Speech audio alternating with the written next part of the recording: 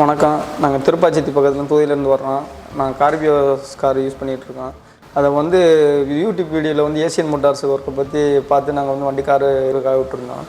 அவங்க வேலை வந்து நல்லா பார்த்துட்ருக்காங்க. நம்மளுக்கு பார்க்குற வேலையெல்லாம் வந்துட்டு யூடியூப் வாட்ஸ்அப்பில் போட்டு விட்டுருக்காங்க.